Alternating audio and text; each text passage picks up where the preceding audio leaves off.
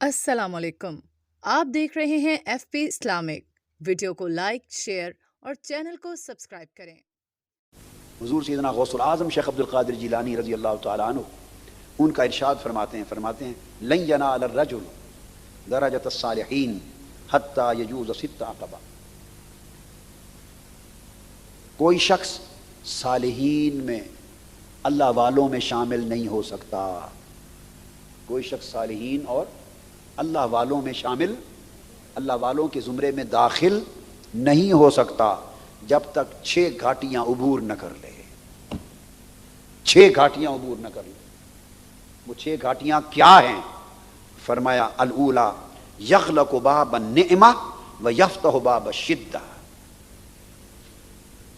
पहली घाटी ये है कि अपने ऊपर नेमत का दरवाजा बंद कर दे। नेमत का दरवाजा बंद कर दे। The door of plenty he should close. He should lock up the door of plenty on him. और सख्ती का दरवाजा खोल दे। And he should open the door of efforts for him. नेमत का दरवाजा खोल दे और सख्ती, हार्डशिप का दरवाजा, the hardship, he should open the door of hardship for him. सख्ती का दरवाजा खोल दे। हम नेमतों के पीछे दौड़ते हैं और सख्तियों से घबराते कतराते हैं। अपनी सख्तियों पर दूसरों को ताना देते हैं, दूसरों की नेमतों पर उनसे हसद करते हैं। ये हमारी जिंदगी है। और चाहते हैं अल्लाह भी राजी हो जाए, साले भी हो जाएं, तकवा भी हो जाए, दर्जे भी मिल जाए। ऐसा तो नहीं होता। आपने फरमाया यग़लक़ु बाब अल-इज़्ज़ व यफ़्तहु बाब अल-ज़िल। दूसरी घाटी यह है कि अपने ऊपर इज्जत का दरवाजा बंद कर दे।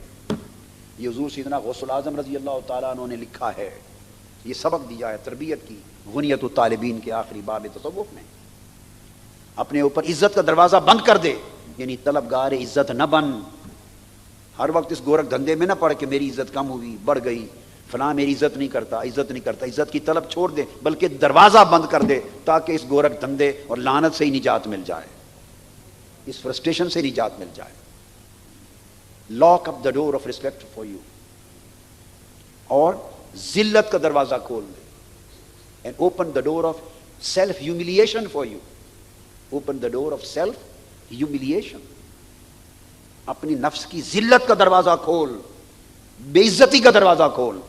यानी कोई अगर तेरी तजलील करे, बेइज्जत करे, इज्जत न करे तो तुझे खुशी हो। इज्जत करे तो दरवाजा बंद कर। क्यों? रीजन ये है कि जितनी इज्जत ज्यादा होगी, बंदे तेरा ईमान, तेरा तकवा अभी इतना पुख्ता नहीं है कि लोगों की इज्जत को तू हजम कर सके। तेरा बेदा खराब हो जाएगा। तू उस इज्जत को अपना हक समझने लग जाएगा। दूसरों का करम और एहसान और दूसरों की भलाई नहीं समझेगा। तू समझेगा ये मेरा हक था जो मेरी इज्जत हो रही है। और जिस दिन तूने ये समझा, तेरे नफ्स ने तुझे हलाक कर दिया, बर्बाद कर दिया। तेरा हक तो कुछ भी नहीं था। हज़रत बायज़ीद बुस्तामी सुल्तानुल आरिफीन बुस्ताम में घर जाते, अपनी मजलिस से उठकर रस्ते में बादशाह वक्त का तख्त आता था।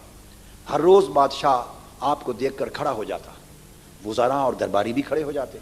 आप खामोशी से गुजर जाते। एक दिन जो आप गुजरे तो बादशाह खड़ा हुआ, आपने उसकी तरफ मुंह करके थूक दिया, स्पिट कर दिया, facing towards the king that day. And he used to stand for him in his respect every day when he used to pass from there. But that day he spit on him.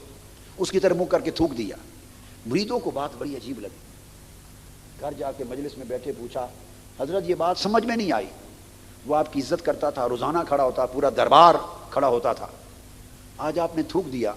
तो बादशाह के चेहरे पर मलाल आया। वो बैठ गया देखकर। उसने कहा ये भी कोई फकीर अल्लाह वाला है जिसके पास अखलाक ही नहीं है, तमीज ही नहीं है। बैठ गया, बुरा भला कहा। आपसे पूछा हजरत आपने ऐसा क्यों किया?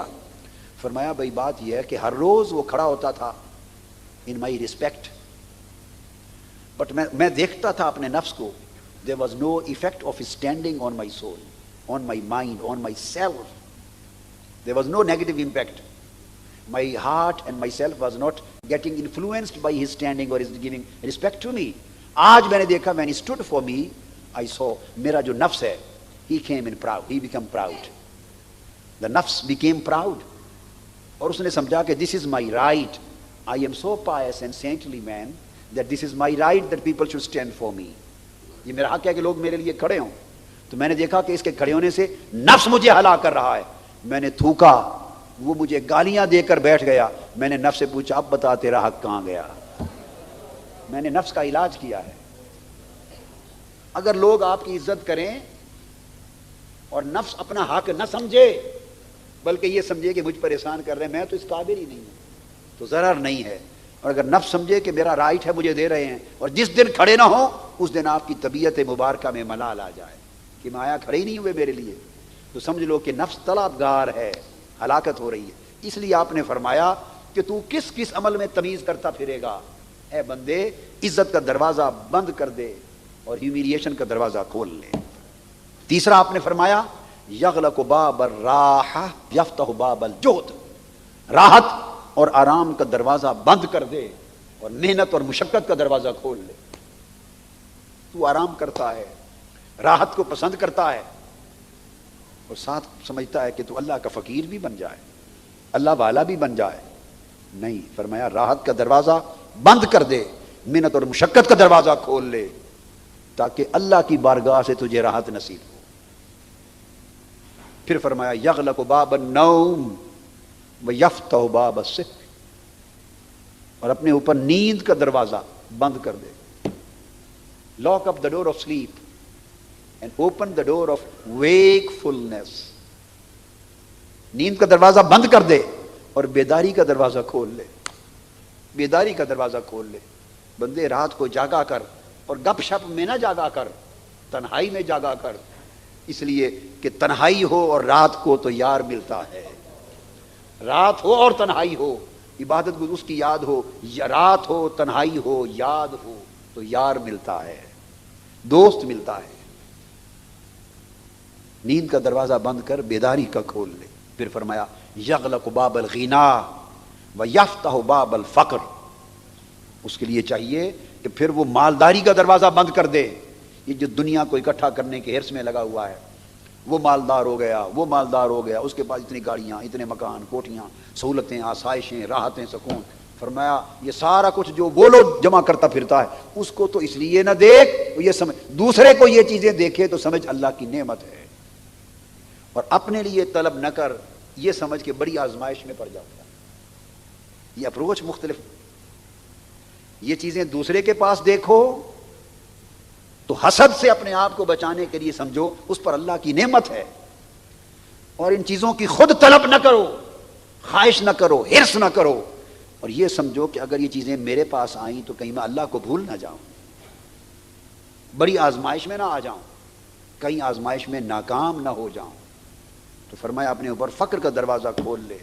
کم ہوگا پوچھ گچھ بھی کم ہوگی, کم ہوگا تو پوچھ گچھ بھی کم ہوگی, زیادہ ہوگا تو پوچھ گچھ بھی اتنی ہوگی.